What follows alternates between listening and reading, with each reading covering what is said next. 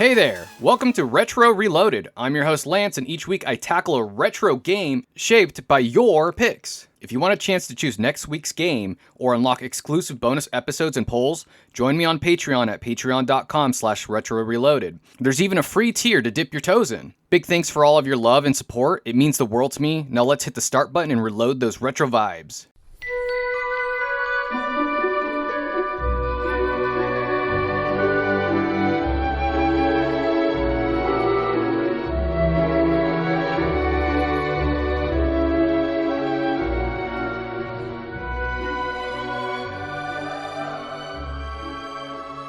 Today we're going to be covering Fable: The Lost Chapters. Fable began life under the working titles Wishlord and Project Ego, developed by Big Blue Box and published by Microsoft Game Studios for the original Xbox on September 14, 2004 in North America. An expanded edition, Fable: The Lost Chapters, added new quests and locations for additional platforms.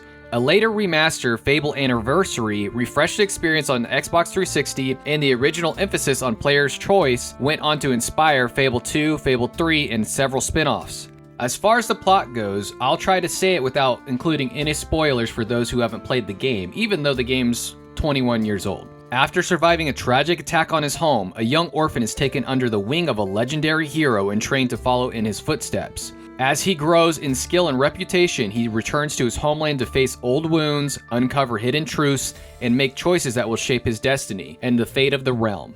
In the expanded version, new adventures and challenges await beyond familiar borders, testing his courage and the bonds he's forged along the way. Alright, so with all of that out of the way, I wanted to introduce my guest Tetra, who will be helping me talk about Fable today. And so Tetra, I just want to ask you about your history and experience with this game, what it was like when you first played it back in the day. So when I first was introduced to these games, it was actually when I was in middle school, and the game had been out for a few years. By then we were into the 360 era. But my dad worked at Microsoft, so Wow. he got a copy of the games for Fable 1 and 2 for like $10 a piece. Wow. Oh, what? Back when, yeah, at their Microsoft store. Their Microsoft store is insanely cheap. That's awesome. So yeah, we were able to get all the different games. Though I will say, Fable was not the first Lion's Head game I played. I didn't even realize it was made by the same company as the game I had played previously. But I always loved the little moral aspects of Fable, though, being a middle schooler the first time I played Fable. I didn't really play much of the story. I just lured people out of Bowerstone and stabbed them and murdered them in the street. Okay, nice. That's awesome. So your dad worked at Microsoft. You were able to pick up these games super cheap, it sounds like. Yeah. I wish my dad was working there. That sounds awesome. We ended up with all the Fable games fairly cheap, especially even the Kinect one, which we pretend doesn't exist because that game is really not the greatest in the series. Wait, what's the Kinect one? That was Fable Journey. Oh, and that one sucks, I guess. The story's good. The story on Fable Journey is good. But the gameplay, because the idea of the Kinect was that you have to be up and around and moving. However, I kid you not, Fable the Journey was the only one where you literally did not have to stand up at all. Like, the coolest part about it was you had reins and you were actually riding on like a horse carriage. Okay. And you were controlling the horse with the reins of your hands. But you would think they'd give you a sword. No, you basically were just throwing fireballs at things. Oh, okay. So it was like not the greatest gameplay, but the story was good. The story was decent. It gave a bit of backstory to a character you first meet in Fable: The Lost Chapters. Oh, and wait, which explained character is where that? she went to. Teresa. Wait, Teresa. The seer. She's the seer. That's your sister in the game.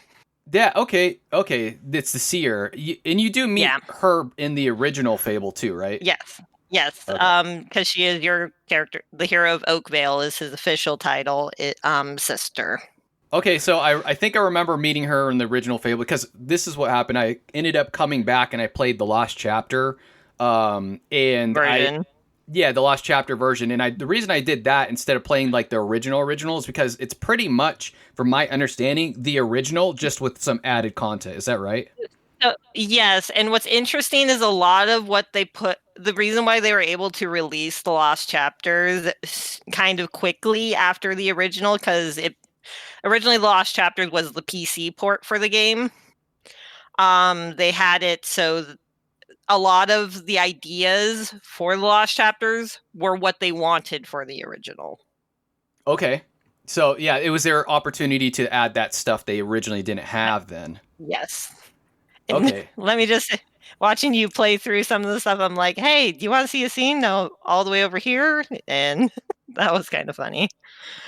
Yeah, so Though yeah, go ahead. that scene has more to do with the after story of the game Which scene was that I that? asked you to. That was the one all the way at the beginning. I told you, hey, I asked you, hey, do you want to see I was in the chat. I asked you, hey, do you want to see a scene that's only in the Lost Chapters or Anniversary Edition of the game? Yes. And I told you to go up to Maze's tower, and you saw a conversation between Maze and Scythe. Yes, I remember that, and I remember like you don't really hear Scythe referenced much until later on. It seems like in the game. Yeah, because he's a bit of an interesting character. You don't get a lot of backstory for some of these characters until like much later. For another character, you can get some backstory for if you do her side quest as Lady Grey. Okay. That entire one where the guy was trying to convince you in the jail cell, hey, I'm pretty sure she murdered her sister to become mayor of Bowerstone. That was also a quest that was added into the Lost Chapters.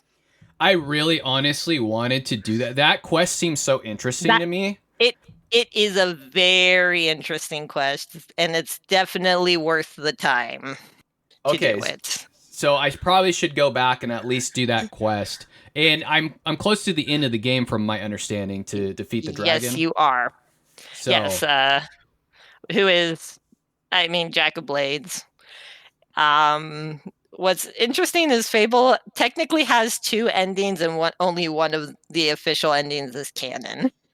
okay, yeah. So that just a spoiler for everybody. There's a dragon at the end who, is Jack of Blades. I mean, it's a 21-year-old game. I kind of try to preface this for people. I'm like, these retro games are old. So like you're gonna get spoilers. I think most people listening are people who enjoyed these games anyways. But yeah, you're gonna get spoilers with these episodes. I'm sorry. I will try not to spoil everything, but yeah, it's gonna happen. And so yeah, I wanted to beat the game. I know I'm close, and I know Jack of Blades was the dragon because I had watched my cousin actually played like the last part of the game when I was younger of the Lost Chapters, and I was like, "There's a new boss in this," and I was like really interested. And he had I think there was new magic he was doing too, and all kinds of different stuff with the Lost Chapter. Yeah, they add in a lot of stuff for the Lost Chapters just for that second sort of after game sequence. They add quite a bit, surprisingly. Unlike games nowadays where they don't. Right, yeah, they'll charge you an extra so much money, $20 for something that doesn't even like give you an extra hour of gameplay or something. Yeah, but I feel like this really added a lot. It seems so. The things that I can think of is extra quests for the Lost Chapters, extra spells, extra in-game content, bosses. Is there anything else I'm missing, or? They do add extra items. So, for instance, Avo's Tear was hinted at originally in the original version of the game, but you cannot get it in the original game. Yes, and so what was his name? Novice. I think his name was Novice. He came into my chat. Nova. I think it was Novice or Nova. I think it was Nova. I think you're right. I think it was Nova. I think he came into the chat and he was like, "Hey, you want to like check out this sword or like this weapon or whatever?" I don't remember what he said, but he led me to get Avo's Tear because I was like, I let at the end of the game, I let my sister live because I was kind of playing a good playthrough, kind of. Good playthrough. Yeah, I was doing the best of my ability. I did a lot of bad things on accident because I just like didn't know. But yeah, I was doing a good playthrough, so I let her live. And back when I was younger, I did do both playthroughs. I killed her at the end, and I got that sword. What is that? What's that sword you get at the end? Sword of Aeons. Yeah, the Sword of Aeons. Yep. And it's super powerful and OP, and I remember it just being super strong. Yeah, it is a very strong sword, and if it wasn't apparent, considering Teresa, who is your sister, appears in the later games, the good ending where you don't kill her is the canon ending to the game. Okay, so that's the canon. The good ending is the canon Yeah. ending for that part of Yes. the game, and then there's another canon ending for the Lost Chapter. And I'm just curious for this Oakvale hero. Is there any other games that like have him as the hero, or is this the only No, but game? he is incredibly referenced, especially in Fable 2. Fable Okay, 2, he is very much a big part of like the backstory of the world. okay. So like if you're playing Fable 2, it might be like important to kind of know who this guy is. Yeah. Okay. And even in Fable 2, because in Fable 2 has a whole bunch of like books and stuff like that that you can find and you can just kind of skim through them. And one of them is titled The Hero of Oakvale, which is vaguely going over at least the main things like Witchwood Arena, the White Balverine, and then Jack of Blades. Okay. So out of curiosity, which one out of all the games is your favorite? Fable 2, but that's mainly because the story is good, much like how the first one, the story was really good. And then, but it fine tuned a lot of the gameplay issues that might pop up from the first one. It also was the first Fable game where you could play as a woman instead. Okay. Okay, so I couldn't remember whether or not it was like a specific hero, but you can play as a female character in there. Yeah. Okay, Yep. that's pretty cool. And I remember one thing they do change is that you can get guns in Fable 2 as in Fable 1 you just have Yes. a bow. Yes. They added guns into Fable 2. They also did away with the armor system. Which armor Where system? so the armor system, you know how each of the outfits you could get in Fable the Lost Chapter in the original Fable, it has like an armor rating or something if you look at their stats down below. Yeah. Fable 2 doesn't have that. It did away with that entirely. Okay, so like if you get gear in Fable 2, it doesn't have any stats on it? Um, no, not for the outfits, aside from how attractive you are to other people, or Okay. aggressiveness, or Oh, cross-dressing is an option too. okay, so it's more of like for like lore Appearance. or appearance It's or more. like It's more for appearance wise. okay, cool. Because so it's like it can make you scarier too, like it does in one. Yeah. Okay. Yep. I remember like putting on the bandit stuff, and it was like this is like +5. I don't know what they called it. Like not aggression. Aggressiveness. Is that what it is? Like Aggressiveness is what it calls in Fable 2, is what it's called. yeah, and it's like it makes people like less like more afraid of you, I guess, or something. Yeah. Okay. Makes it certainly interesting.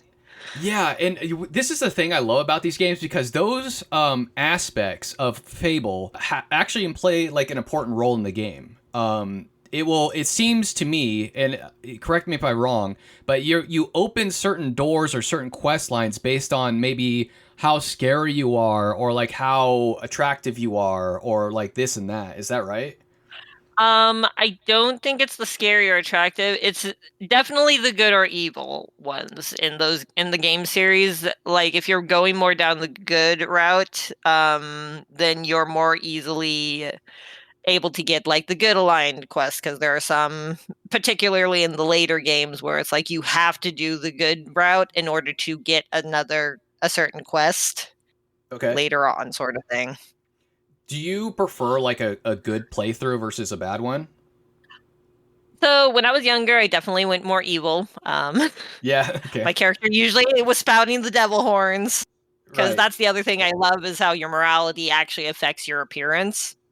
So, like for instance, I don't know if you saw because your character was wearing a helmet since you were going more of a good route, your character's hair color probably was like a lighter blonde sort of thing towards Um. the end. Yeah, I think I started to notice it started to lighten up a bit. I Yeah, just and if you get like all the way to one end, you get a halo.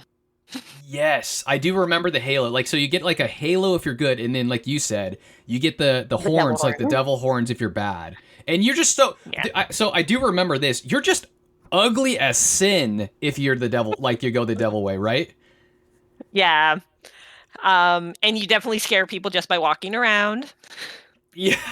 I just remember being like, why is my character so ugly? He's like balding and he has like a thing like hair on the back, like it's just the most horrible haircut you could think of. And I guess you could change your haircut, I suppose, in the game, but it just was like atrocious looking. But yeah. And I remember going good, and I got the halo, and my character, like I thought was much more handsome. But the thing is, I think my evil playthrough was a lot more fun when I was younger. But this time I went through to the good. It does tend to be a bit more fun, and the good route tends to be the harder one to actually do. Yeah, they do make it Of harder the because there's two. certain. I feel like there's certain things that you kind of limit yourself. Like And for then you've example, got like moral quandaries of like, should you do this or should you do that? And if you choose wrong, then it makes you go down the evil route. And it's yes, like, well, yeah. you can only do so much. So there was one part in the story, and it's during the, and you can clarify this for me because I was wondering. It's during the arena part, and you get to the end, and you have that choice whether to take out Whisper or not. What does Jack of Blades give you after that?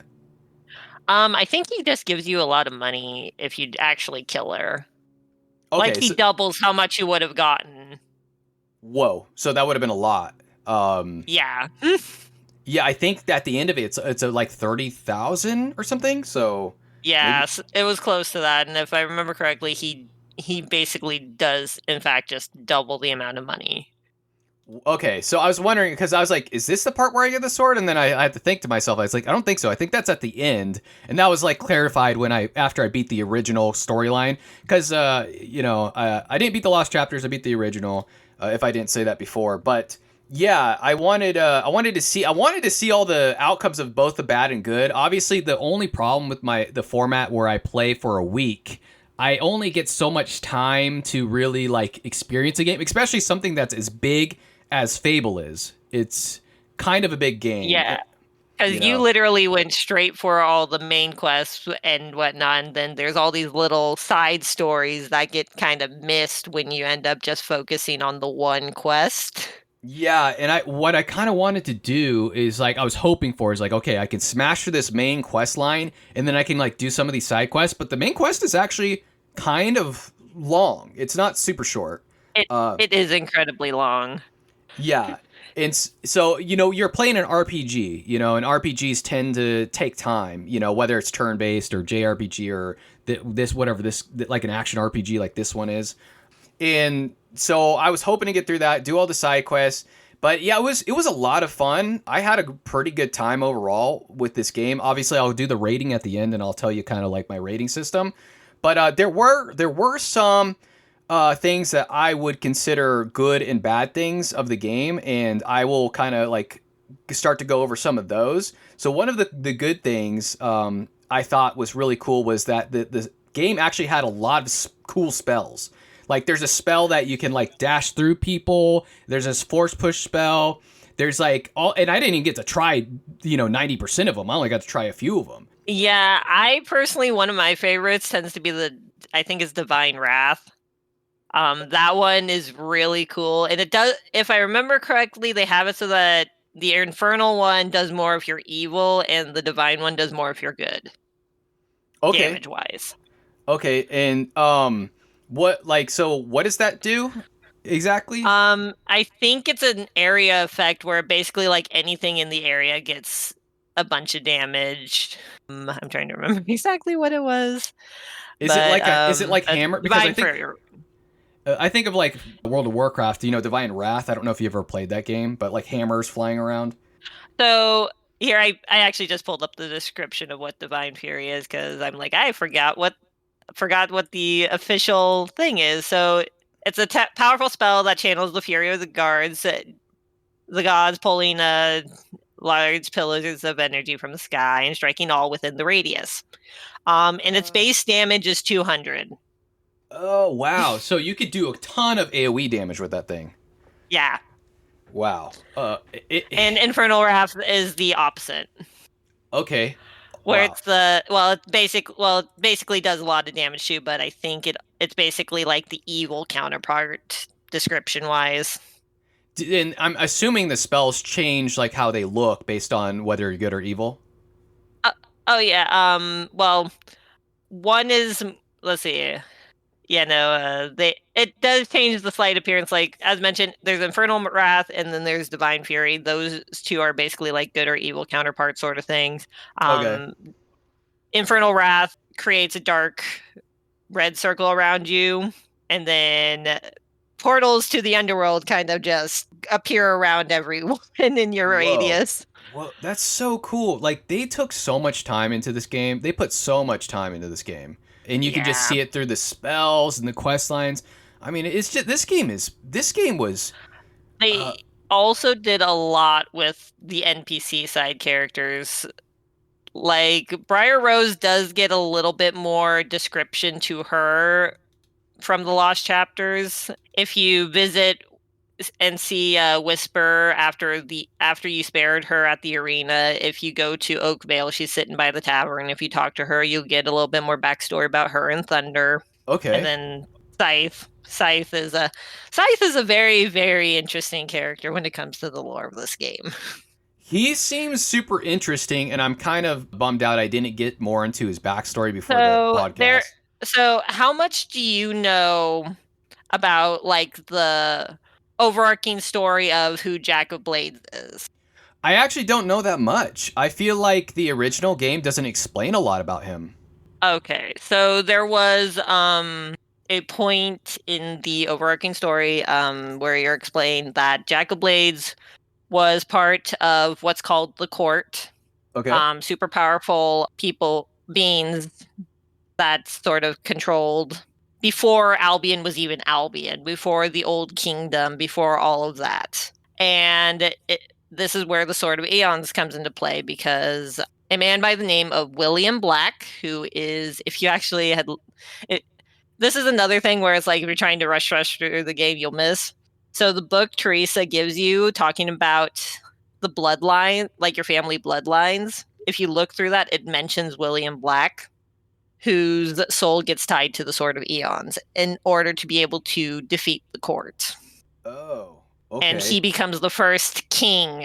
He is what's called the Archon of the Old Kingdom, so the original kingdom. This actually slightly ties into Fable 2 story, where it's like the Old Kingdom was destroyed by the Tattered Spire thing, and that was built by one of the Archons, so one of William Black's descendants. Okay, so And, there's oh, go ahead. and there was a very prevalent theory regarding William Black that so a lot of the game developers for this game do not talk a lot about the game series anymore since Lions had disappeared Right. and was gone. But one of them did actually in a Q&A with someone in 2019 actually gave his aspect on what his theory, like what he believed to be the truth about this one theory regarding Scythe. The Okay. theory for years was that Scythe was William Black because his soul was tied to the Sword of Aeons. And the story says that William Black disappeared and Scythe appeared not long afterwards. Oh, okay. And this was something that people got out of like an interview with one of the developers, like in 2019. Yes. So in 2019, Dean Carter, who is one of the developers for the game, he said that.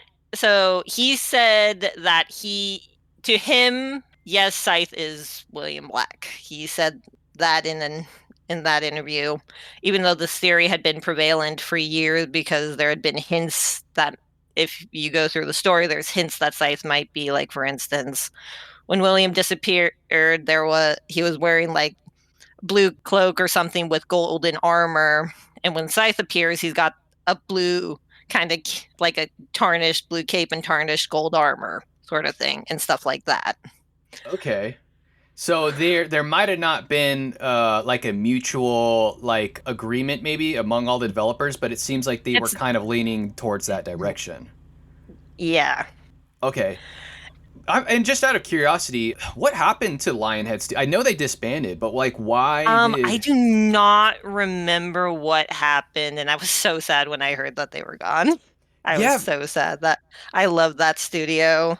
it's really incredible to me because they created one of the most revolutionary games of all time with this game. And so I'm just kind of surprised that something so, a company so successful could like disband. I wonder if it couldn't have been financial, would it? Like Maybe.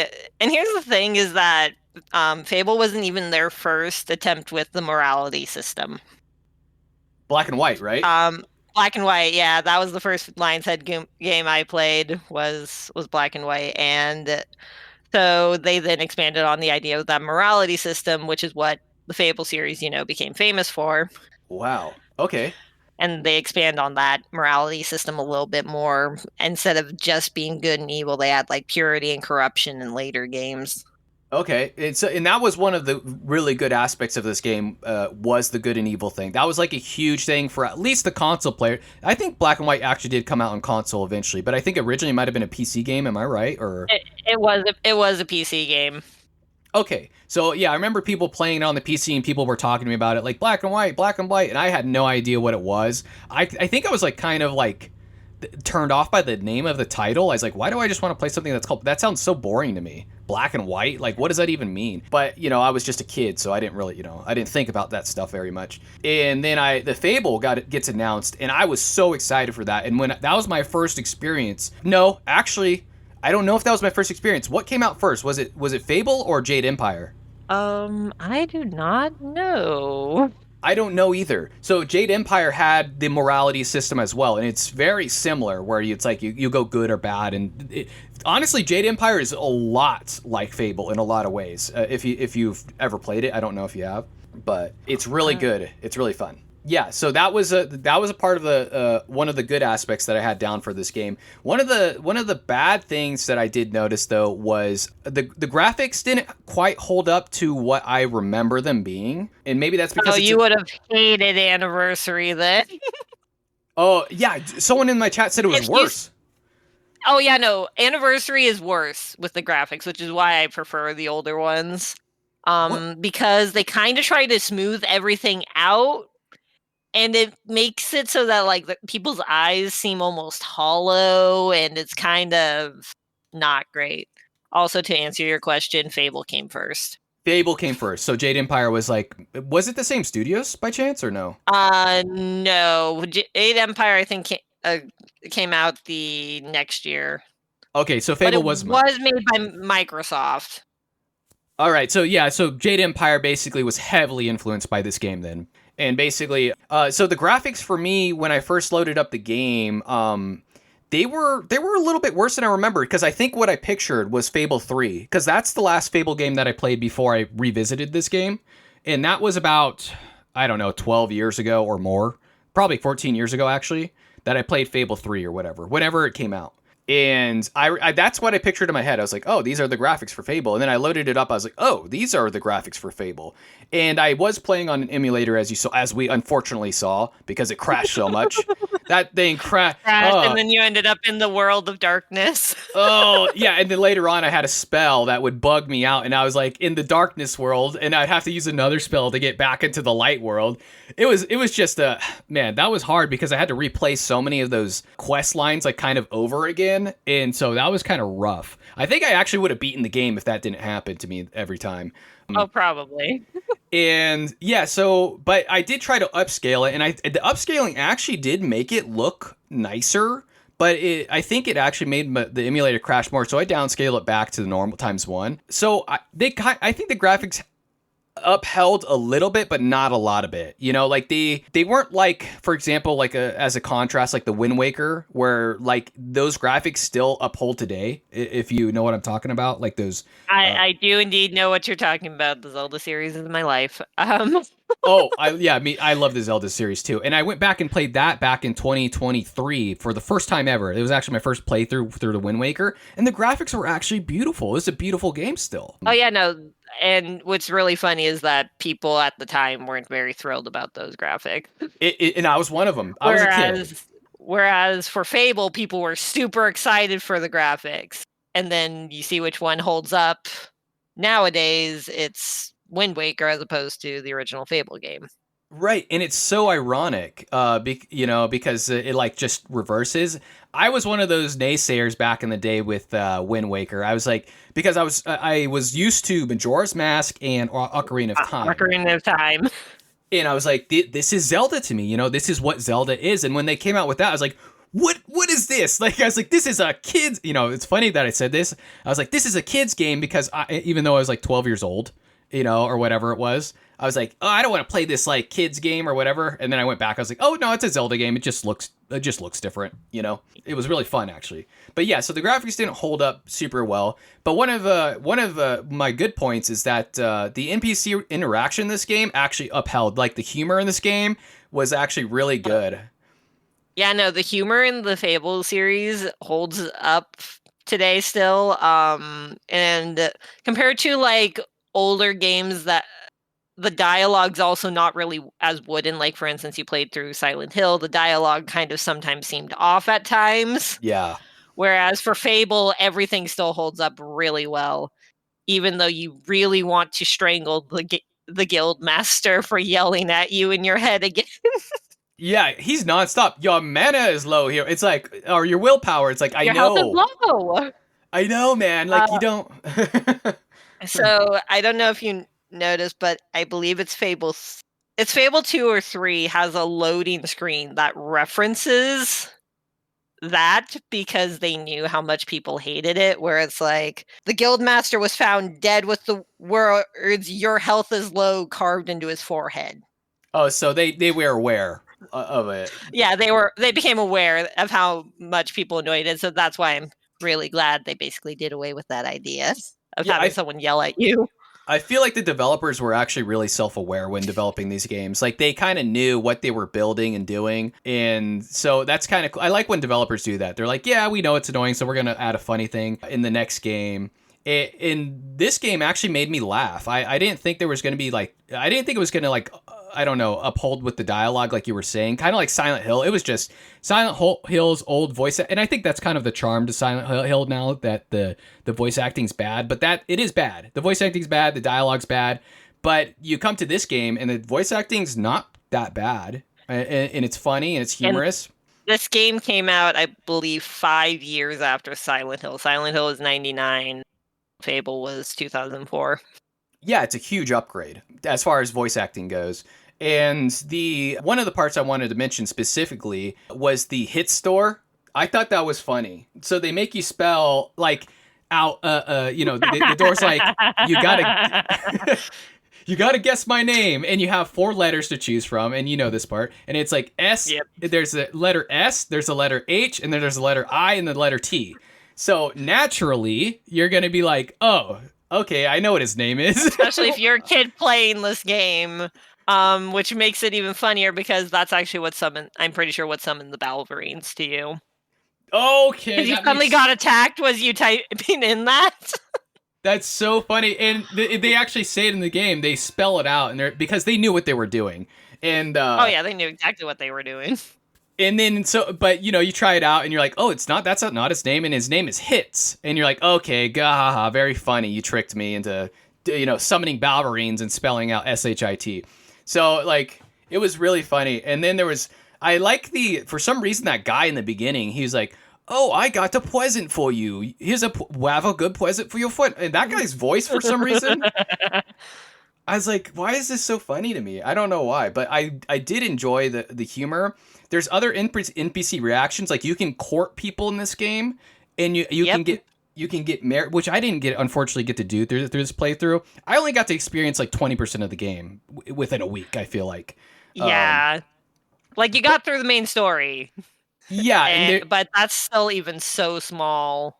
And I feel like the main story, in a weird way, I feel like the main story is almost like a backlog to actually what the game is about. You know what I mean? I feel like the side quest and the NPC interactions and the good versus evil and the demon doors, all this is actually what kind of makes Fable a game, So the main story's good, but I feel like it's almost it takes a backseat almost to everything else. And that's a good thing in my opinion.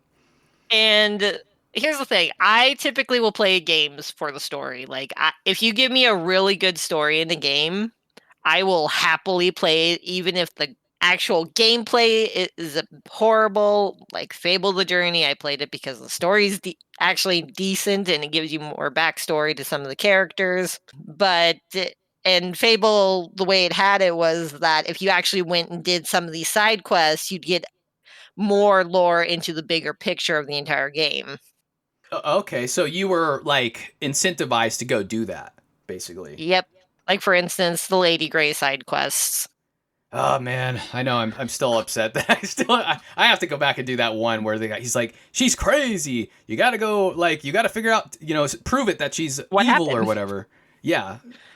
And that also then ends up with a little bit of a moral quandary slightly at the end I bet. Yeah, this of game's that always, quest. Yeah. it's like moral quandaries everywhere. You're always making like decisions like whether to like kill somebody or something like. Yeah, so that was, there's a lot of extra side missions and quests, and I think that's another good point of the game is that there's so much content for like an original Xbox game. They really fit a lot into this game. They fit a lot into just the original, and then all of this was stuff and then the Lost Chapters was all the stuff that they wanted to put in the original. And so the Yeah. Lost Chapters was the definitive version of the game that they wanted to do, but time constraints resulted in, well, Right. Right. And then so the one of the bad points that I had was that the UI, I kind of struggled a little bit like going through the maps because I think there's like 2 or 3 different ways to get to maps in this game, and they don't all do the same thing. So like one will teleport you, the other one won't. And so I was like, and I kind of had some trouble, and this is probably user error. I'm gonna blame this mostly on myself, but I like kind of had a hard time like navigating this stuff, and I did it the entire time I played this week. I would like open up the wrong map, and I'd be like, okay, no, I got to go back and I got to actually teleport. So this just makes me laugh slightly because I thought you might have seen this, but how often did you use your little mini map in the upper corner? A little bit, yeah, I did. Like I'd look at the bad guys on it, like when you'd see the little red dots or whatever. So if you noticed that if you are trying to go somewhere, there is a little flashing symbol by one of the entrance or exits to the area. Yeah, the arrow, the yellow And that arrow. it's not really an arrow. I don't even know what that symbol is, but you just follow that, and that literally will lead you everywhere. Yeah, so I didn't get I don't think I got lost per se because of that arrow. That arrow helped me actually a lot navigate. I just had trouble with like the UI, kind of just like, I don't know why. It wasn't like madly complicated. It just was like a little bit like convoluted with the different maps. Like I feel like they could have just had like one map button. It's like, okay, now you can teleport to, wherever. But It go ahead. would have been nicer for them to do that, yeah, to fix it. Yeah, but it wasn't that bad. And then once I realized, so later on, Nova again told me that there was a shortcut to like dig. I was going into my inventory and like clicking on the shovel each time to like dig before that. Oh, so you also could, even if it wasn't assigned to that bottom thing, if you hit up on your D-pad, that will pull up like a quick open to menu for your expressions, your items, and stuff like Yeah. that. Yeah, and I accidentally did that in battle all the time. That's what for some reason, every time I was battling trying to use like a health potion or something, because the health potion's like left D-pad and the emotes are like upper D-pad, I accidentally went into that menu like over and over and over. I was like, no, no, no. So I really, for some reason, I struggle with that. I don't know why. I kept on hitting that up button. I was just like fat thumbing it. But yeah, But yeah, the UI wasn't terrible, but it was like there was that one little gripe that I had with it with the maps. I was like, why do we have so many maps? But other than that, it was pretty good. Another good thing that we kind of mentioned, I think, was like there's a lot of customization in this game. And besides from just the good and evil, there's like tattoos, there's haircuts that you get, there's different clothings and accessories you can get. And I forgot they had this all in the first game. I didn't remember that. I thought that was pretty. No, they have a lot. of They stuff that you can do. they have a lot of stuff you can do, and those tattoos and haircuts actually will allow you to like complete certain quests from what I was gathering.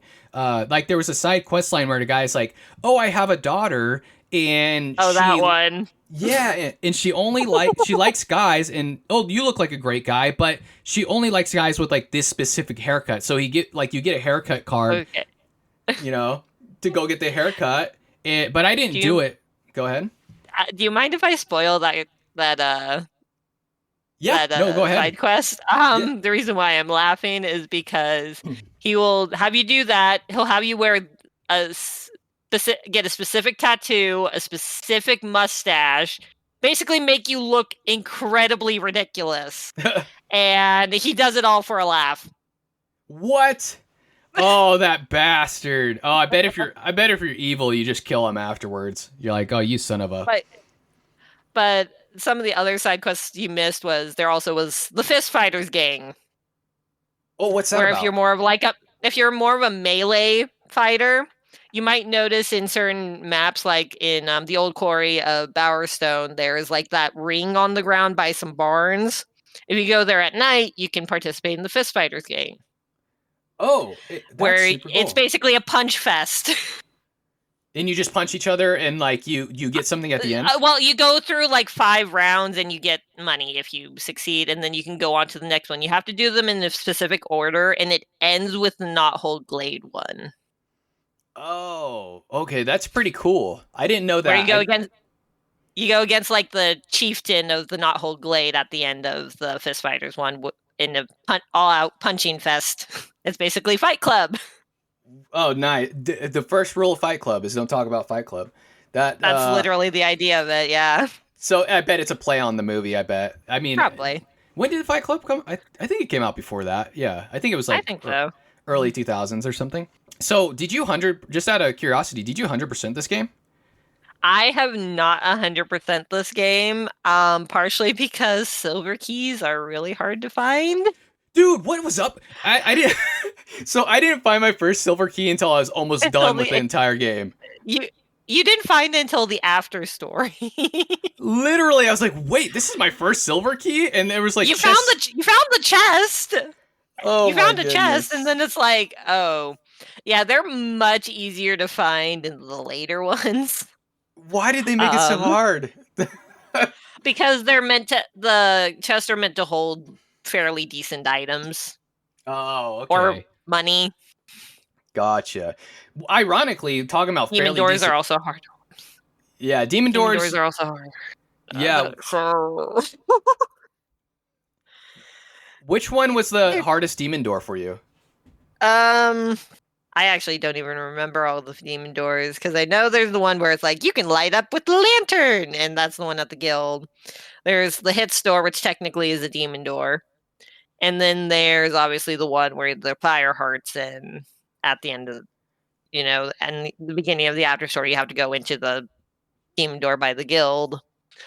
I do not remember all the demon doors. I know there's less of. Oh wait, no, there's one that is you basically have to eat a bunch of food and basically get overweight.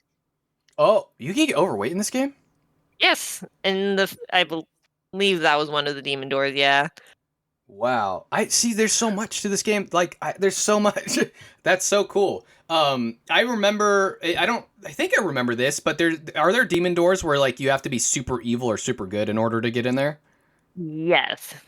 Like for instance, you actually passed by one by where the by that like toll booth area that like the bandit's like you have to pay or whatever, and then you ended up just killing them all. There was a demon door there where you have to kill, like you have to perform a act of great evil in front of the door. Basically, the trick is you have to get a bunch of villagers or guards or whatever to follow you to that demon door and just murder them. Oh, okay. Wow. So you just kill all the guards in front of the demon door, and he's like, "Okay, yeah, you're good." Like, Yep. I like you, man. You're good.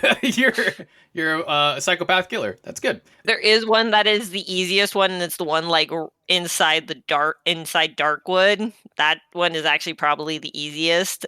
You basically talk to the door, and it'll summon up like waves of enemies, and you just have to defeat them all. Okay. I do remember, and this is not kind of not. It's not really a demon door, but there's a certain thing like a sword that you have to get super strong. Like you got to max out your strength, I guess, and you got to pull a sword out of a stone.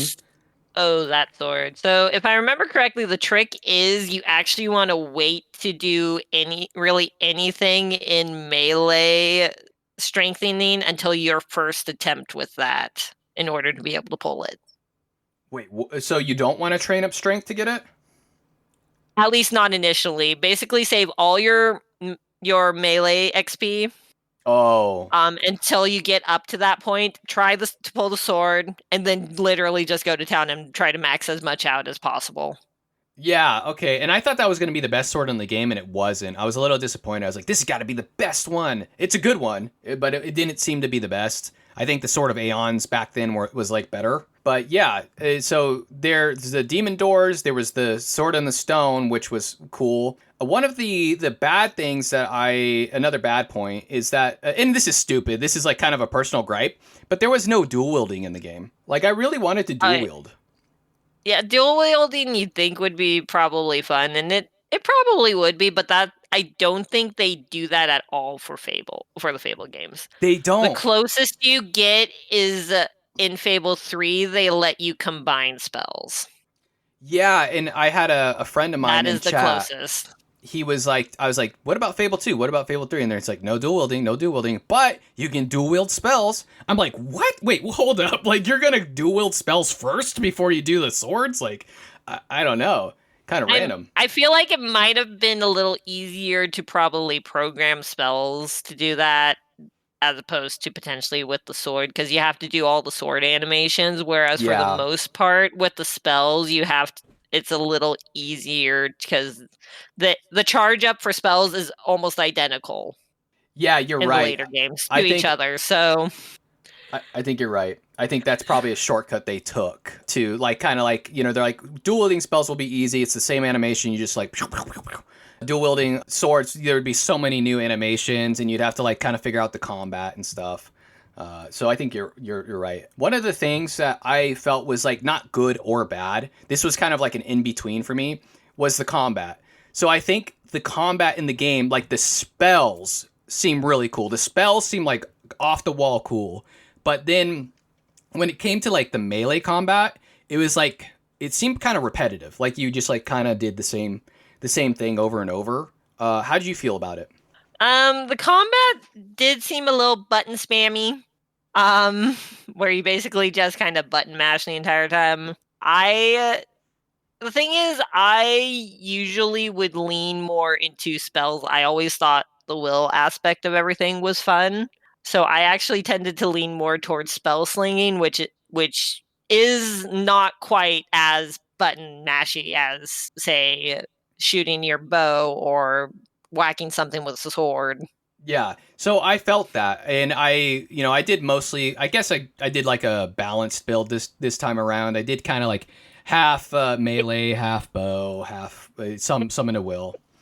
But Really hard to do just straight up one or the other, and that actually basically kind of adds to the story aspect of how Fable 2 is, where you're the only one. There's three heroes. You're trying to get the hero of strength, the hero of skill, and the hero of will, and you're the only one who has access to all three. yeah, yeah. And so, is it easier to like level up just one in Fable 2 or no? Yes and no.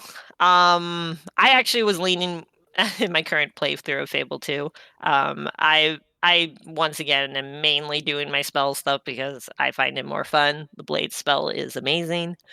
And watching people potentially do weird things with the chaos spell is interesting too. But I also am just like occasionally shooting a bow. I did eventually bulk up everything else just to make my life easier in case I got bored with the spells, but Yeah. Yeah, I think the spells were probably the best part of the combat in this game from what I could gather. At least even the small spells that I took, I only took a few of like the action spells, and those were super cool. And then I was like looking at all the other spells, I was like, man, the willpower, I think I went the wrong build. I think I should have just went like mostly willpower because it seems really sick. will is fun, but as anyone who has played Dungeons and Dragons will tell you, just using magic makes you a very squishy person. Yeah. So like maybe having some toughness and health would still be good or something. Probably. Yeah. Yeah. And then making sure you have the physical shield spell and the heal life one and the one where and then all the like mana potions you can have. Yeah. That would probably be the way to do a will build on that game. Yeah, and it seems like you would really have to put a lot of time in order to get like all of your will built up. There is some grinding to this game in order to like if you wanted to like really power up your character, you're going to have to grind a bit. And it will take a little while. It seems like it won't be like because it's an RPG. There's always grinding in RPGs. You'll have to like Always. you'll have to spend some time grinding to get to that max point. And one of the in betweens that was in the middle for me too was the melee weapons. Even though the melee was okay, each melee weapon didn't feel too unique to me. Besides, like one was faster and one was like slower. I didn't. Is there like a big difference in melee weapons besides speed or? Melee weapons, the heavy weapons hit harder. Yeah. So they Okay. do more damage. Yeah, they just do more damage. Yeah, I was kind of hoping maybe there was like going to be more to it, but it was the first Fable game. I feel like, it was that being the first iteration, it was still good. And I vaguely remember the next two Fable games the combat gets like way better, but it's like a kind of a vague memory. I did struggle during my combat. I did struggle with like switching targets a bit. Like I was like locked onto a target and I would like try to like lock over to the next target. And I felt like I just like, for some reason, I had a really hard time getting a hang of the combat in this game, even though it's simple. Like I felt like maybe what like, I don't know. I didn't do that well. It didn't feel super smooth to me at all times. Are you like really good at the combat in this game or? I'd say I'm decent at it. I will tend to try to potentially snipe from a distance with a bow. Like you can actually shoot fairly far with the bow, especially if I think you get one where you can zoom in, basically go kind of almost into like a first person shot-esque sort of thing, like over the shoulder where you can aim. Yeah. Um, and doing that and aiming for the head from a distance before they even see you can help you take them down. And then when they get closer, obviously switch to melee and spells and stuff like that. So headshots actually Um, matter in this game? yeah, headshot. They actually made it so that if I remember correctly in Fable, headshots just in general tend to be better. They Oh. will because Fable 2 added one of the upgrades that you could get for your skills was what's called sub-targeting. So they eventually added even more to being able to point out what part of the body you shoot at. Okay. Wow. Okay. Yeah, I don't remember that, but that sounds like it would be fun. Um, Yeah. yeah. So should have used that sniper thing more often because I do remember like kind of doing the first person thing, but I felt like I would always get noticed. Maybe because I wasn't paying attention, I was kind of like running through stuff, and so they Yeah, were. if Yeah. Go ahead.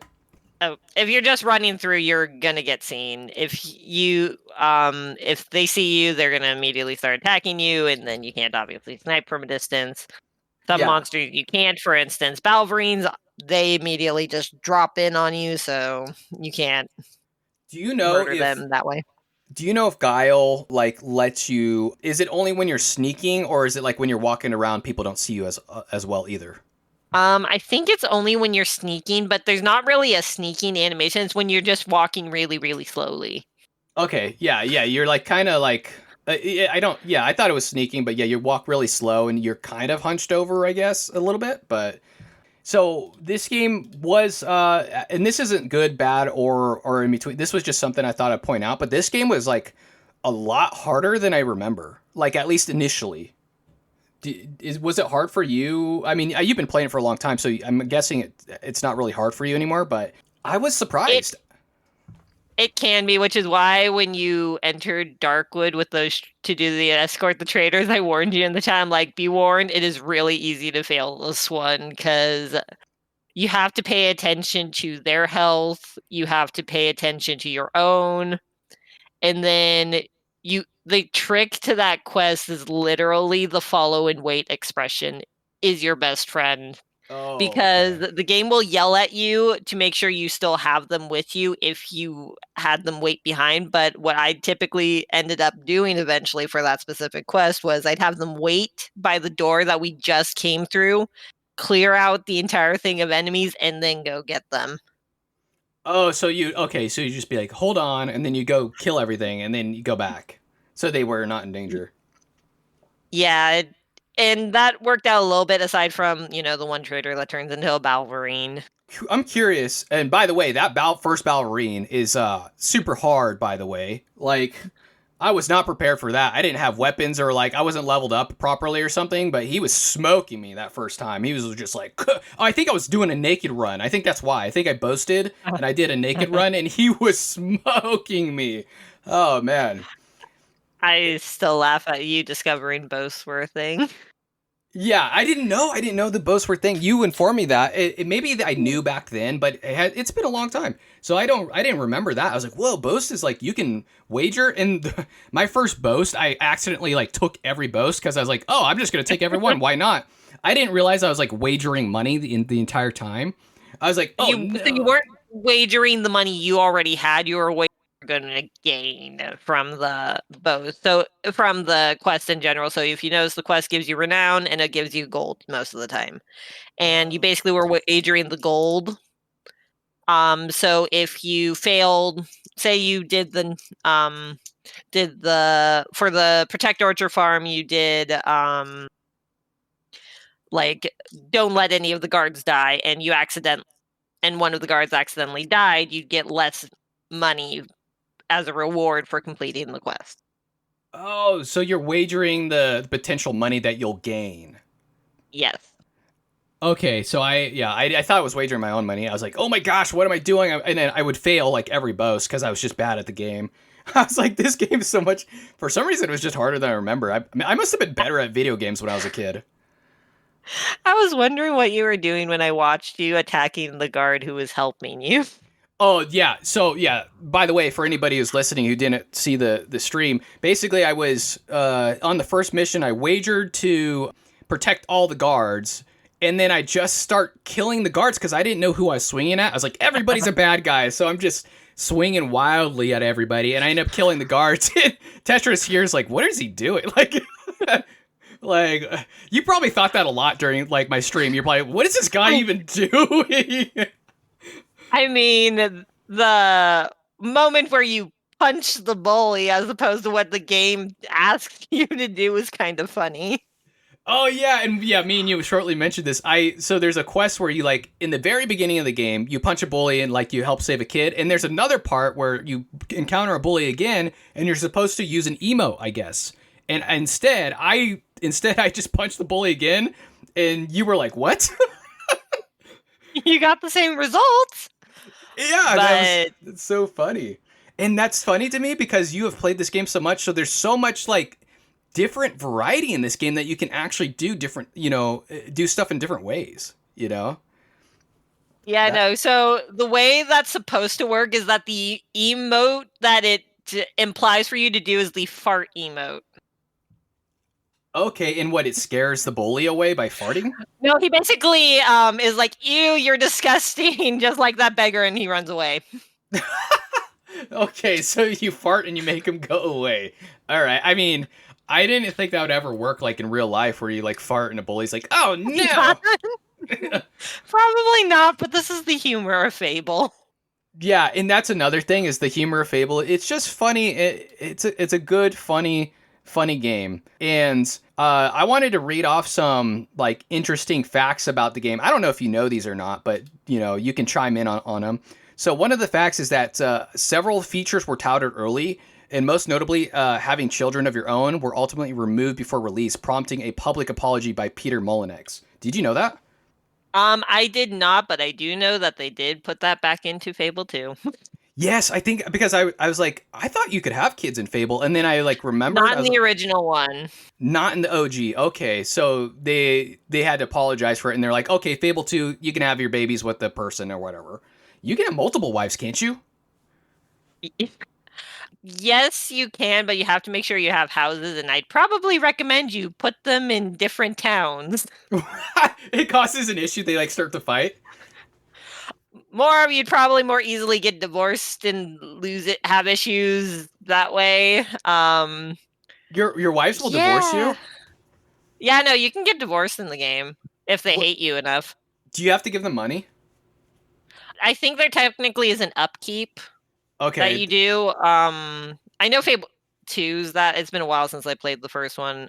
Fable 2 has the upkeep where you basically give them money every so often or something like that. You got to bring home the bacon, right? That's like Yeah. that's so funny. Oh yeah, so I guess the kid thing was in Fable 2, and then I'm guessing Fable 3 as well.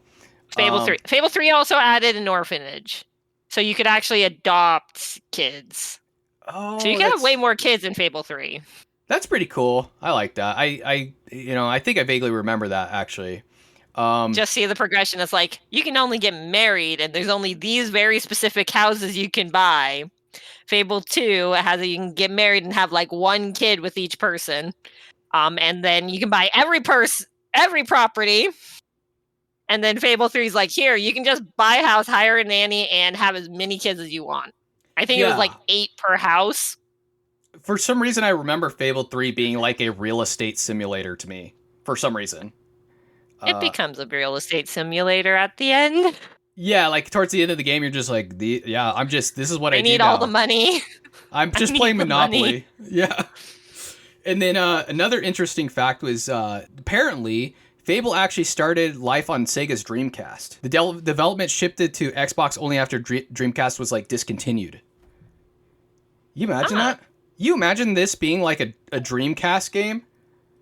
I can't imagine this as a Dreamcast game. I do not want to know what this would have looked like on the Sega Dreamcast. This would have changed the trajectory of Dreamcast, I feel like, forever. This also would have changed the trajectory of the series, probably, because they probably wouldn't have been able to get the same sort of graphics as they could on the original Xbox with the Dreamcast. Probably not. Yeah, I think the Dreamcast was like, it wasn't like a lot worse, but it was like a step below, I think, what the Xbox could handle. You know? No, it could have potentially changed the trajectory of everything. It could have, yeah. That would have been wild. I mean, I know the Dreamcast was like a disc, so I wonder if they would have been able to fit the same amount of data or not. You know? Probably, right? Maybe. Sure. But yeah, that would have Sega would have been still making systems probably. That's the alternate reality. I would like to see that like a magic mirror, just seeing the just to see like what happened. And another interesting thing is that funny enough, this is kind of a pun by me saying thing, is that in the very early planning, the team cheekily referred to the project simply as Thingy. That's funny. Yeah, they just called it Thing. And that just shows to me like the developer's humor. You know, you could see it in the game. You could see it them by calling the game Thingy. They're like, we're developing Thingy. There it is.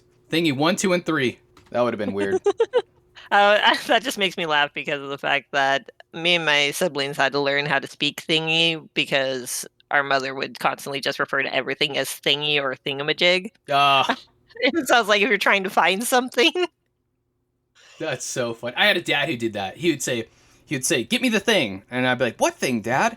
He'd be like, "Get me the thing," and I'd be like, "What are you talking about?" And then he'd just get more like mad. He's like, "Get me the thing." I'm like, "I don't know." And then eventually, like when I got older, I was like, "I know what thing he's talking about," just because I had to speak Thingy as well. I like learned the thing language. Kind of funny. Yeah, it's like you go find the thing next to the thingy, buy the other thingamajig. And eventually you've just like learned your parents well enough. You're like, okay, there's a Thingy. And so another cool, and a lot of people probably know this, but it was a top seller. It was very obviously a big top seller. Yep. It sold 375 copies in 1 week, or 375,000 copies in 1 week, and over 2 million by 2006. So within 2 years, or not even 2 years, like a year and a half. I knew it was popular. I did not know the exact stats on that. That's actually pretty good for an original Xbox game because Nintendo at the time was still very much more dominating the market of video games. Yeah, because this game came out on the original Xbox, and that was Microsoft's first real console, aside from like the piece, like stuff for Windows and stuff like that. You're right, and I think the Xbox was actually the worst selling system at that time. I think. Someone I'm sure will quote me if someone will be like correct me if I'm wrong, but and I think the PlayStation 2 was the best, if I remember correct. Like the PlayStation 2 was insanely popular, and then you had like the GameCube in between. Yeah, the GameCube was just kind of there. Right, yeah, and it was kind of there, and it had some good titles, but it wasn't like for some reason the PlayStation 2. I think with like the Final Fantasy stuff and like Kingdom Hearts and Mortal Kombat, I think the PlayStation 2 just kind of like took over the world at that time. But I had all three systems. I got the Xbox last though. That was like the last system I got because it was the only thing I wanted on the Xbox like in the beginning was Halo. That was the only thing I wanted in the beginning. And eventually like, Fable. I think Fable came out after.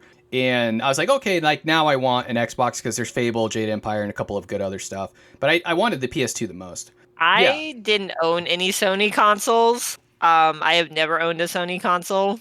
Oh no. I have only had Nintendo or Xbox. Okay, is that a deliberate choice or is that just like because... That was more of just a thing because when my dad worked at Microsoft, he got stuff cheaper, but we had already had our Xbox by then, so we ended up with the Xbox 360. Because we got the Xbox in like 2001, and we had the N64. So I grew up with the N64 as like my original console. And then my aunt for Christmas gifted me and my sisters the GameCube. Wow. So did you get like a prototype Xbox by chance because your dad worked there? No, but I did get to try out the Kinect before it came out. Oh, that's so cool. I mean, because man. The Kinect came out when I was still in middle school. And there was a thing for like take your kid to work or whatever. And I was of the siblings, I was one of the youngest, aside from my little brother, who's a lot younger than me. Right. And I was the one who was also more interested in like video games and like computers and all of that. So he took me to that, and that literally was like a showcase of all the games they had at the time. That's such an interesting childhood to have your dad, especially when gaming like back then was so like just exploding, and your dad just happens to have all these connections, pun intended, I guess, with all, with everything inside Microsoft. That was pretty cool. Oh yeah, it was definitely an interesting endeavor. Though later, another interesting thing was when I was in high school. My dad no longer worked at Microsoft at that point, but someone else in our band class had worked with like the music side of Microsoft games, and actually got one of the composers for the Halo series to show up. No way! That is so cool. He gave all of us a CD of the Halo 5 soundtrack. Oh, I'm jealous. That's so cool. Like, I mean, especially if you're in bands, like that would be like, I mean, I couldn't imagine, I would have loved to hear some of the stuff about the music on this game, though. That would have been cool.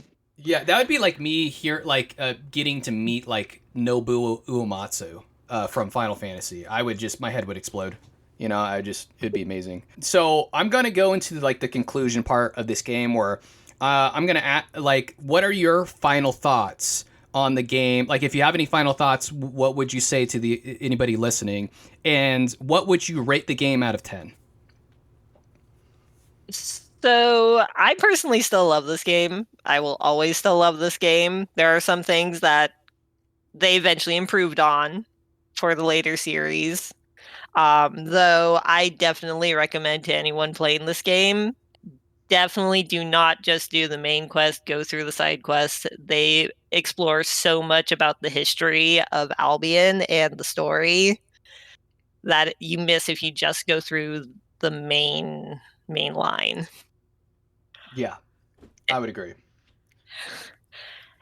And rating out of 10, I mean, it's still a pretty good game. I probably would rank it at more like 7 probably out of 10, just because they did improve it, like the idea of it for the later two games. And then we pretend Fable the Journey doesn't exist. Right. Okay, so 7 out of 10. That's pretty good, especially for being the first iteration. And I'm guessing you don't have to tell me, but I'm guessing like Fable 2 for you would probably be like a 9 or 10 out of 10.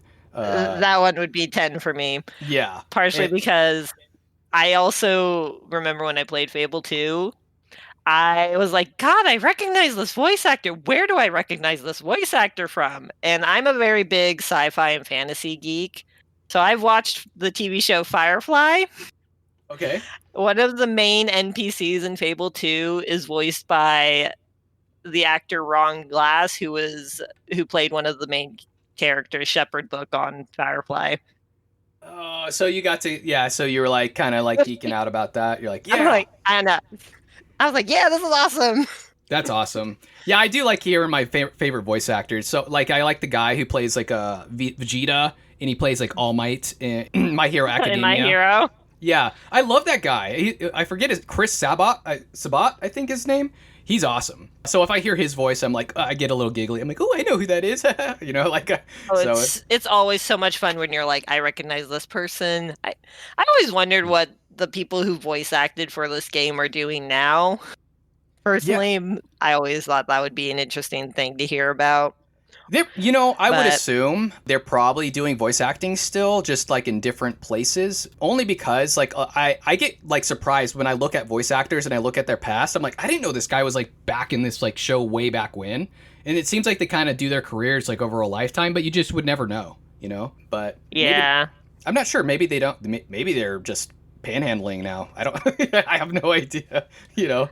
Yeah. I mean, So the idea that like there's all these different characters and whatnot, and they voice all yeah, these different people, and yeah. it's an interesting thing. It is interesting, and sometimes, yeah, sometimes voice actors are really good at changing their voice too. I've seen there was one guy I saw recently, and I just can't put my thought on it, but I heard he was like all these different voices, but they didn't sound the same. They were like completely different characters, and I was surprised. Like he plays that character, he plays that. I was like, really, that was amazing. Oh, it gets very impressive. Yeah, some of these people are super talented. And because they're not like an actor, they just don't get the same like fame that like a normal actor would. But they are so good at what they do. Yeah.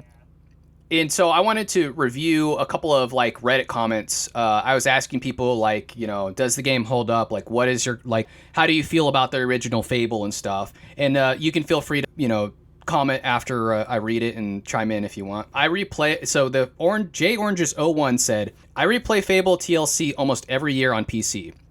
I originally played it as a kid on the original Xbox, so it might mostly be nostalgia, but I believe it holds up very well. It might be still one of my favorite soundtracks of all time. Russell Shaw killed it. It feels like a true fantasy world with a good balance between being whimsical and serious. Overall, I think the gameplay and story is engaging, even if the world even if the world can feel a little bit linear. What do you think? I mean, the game might seem like it's linear at times, but that's only really if you just focus on the main story. Yeah. Because if you because you can do the side quest to get more of the story, or you can just do the more linear path. So I can see why it seems a little linear aside from the good or evil moral instances that pop up eventually. But the idea that if you go through at least with the side quest, that helps to kind of mitigate that to some extent. Yeah. Yeah, I think the main story can be linear, but I think you're right. It seems like there's a lot of other things to do. So if you do those other things, it won't feel linear at all. He did mention something that I forgot to mention was the soundtracks, the music. The music in this game, there's a couple of good soundtracks that are very memorable for me, and one of them is that Oakvale soundtrack that I just like. For some reason, that's Fable to me. You know what I mean? And yeah, no, I know exactly what you mean. Yeah. That sound of just Oakvale. Yeah, and every time I hear that, I'm like, that's Fable right there. Is there any soundtracks that like stick out to you, or? I mean, for big adventure ones, just Fable, just the series entirely. Though usually the ones that stick out to me tend to be Ocarina of Time tends to stick out because that soundtrack is just amazing. Yeah, that's the best. Like, so I would say that Fable soundtrack did not like compared to Ocarina, it doesn't hold a candle to it. No. Ocarina has like one of the best soundtracks of all time, and same with like Final Fantasy VII and all these games. But it was still good. I think like Oak Vale was really good. The Bower Stone is like something that I remember. The rest of them I didn't really remember that well. But like those two out of like the 13 on the original OST is what I remember. So Sensitive Wolf, 4513, he said, I played it for the first time not long ago, and it was a blast. I got about 97% of the way through completing it, buying every property that I could and banging it out. Then I did coke one night and played the tavern minigames for 8 hours straight, lost my entire game fortune, and then went and killed Jack. 10 out of 10 would play a game in the same fashion. And see, this is why I will never touch the tavern games unless it's the card pairs one. I will play card pairs and I will get rich doing it. Yeah, those mini games are hard. I just got owned every time. I was like, dang it, I'm not playing this anymore. So you probably would find card pairs the better of the ones. Yeah, is that because card pairs is literally just like a 3x4 of cards, and you just have to match. Okay, so it's just that's literally all it is. That's easy. I could do that. It's not like a casino game like the other ones. And then Opposite Scratch 238 said, I played it for the first time last year. I grew up on Fable 2, so I've always loved the franchise. I never really gave the first game a shot, and I really enjoyed it. Even though with all the nostalgia I've tied to the second game, I think I like the first game more. That's interesting. Huh. That is an interesting one. Yeah, because I feel like if you started with the second game, you would have more nostalgia and they upgrade a lot of the stuff. But maybe it's just the story that the guy liked more. I don't know. I mean, the story of Fable 2 is easily probably the best of all the Fable games, if I'm being honest. Okay, so, then I don't know. Yeah, so I will read because it doesn't feel like it's rushed or anything like that. Okay, so they just kind of like hammered it out a little bit more in the second one. So it seems like the second one pretty much did everything right besides that ending that I remember very, very vividly. I remember that ending so vividly because I hated it so much, but only because it wasn't like a final boss fight. I was like, "Where's my boss fight?" But we can talk about that during the Fable 2. The Fable 2 one if you're on it. But yeah, I wanted to read Wobb's message because he left a big message on there too on the Reddit post. He said, "Hi Lance, Fable is one of those games that as somebody mentioned, I played at least once a year. I know every demon door, every silver key, every legendary weapon and everything, but I just keep going back. Something about the ambiance and the medieval setting mixed with the dark undertones and the stupid British humor jokes just hit so well. It's not a difficult game by any means. That being said, challenge runs like melee only, ranged only, magic only, seeing how few enemies you can kill, it makes it more interesting. And hi, Jack of Blades, that's an awesome effing named villain, and he's menacing and scary. He uses you like a puppet at every turn, and then he just keeps going. The thing I really resonated with me when I played it so young was that I could be a hero, but more than that, I could be a hero that I wanted to be. For example, Zelda games are amazing, but you don't get choices. Fable games give you that morality to play with, and being only 12 years old, I was able to become this magic sword-wielding hero that saved the land, but will fart on people just for laughs. I love Fable, and I hope they honor the original with the remake." So, yeah, he loved it. No, really, I couldn't tell. Yeah, I love Wob because he's just so passionate about like all these games. He's awesome. These are amazing. Yeah, so I didn't clarify with you in the beginning, but were there any like socials that you wanted to like plug here or? No, not really. I don't really do a whole lot, though. I probably should get back into my streaming. I did streaming at one point, and then beginning of the year got hectic, so I stopped for the past few months. Okay, I mean, do you want to plug it anyways, or? I mean, sure, I guess. I've got a Twitch, because what I use to watch your streams is my viewing channel. I've got my streaming one. Okay.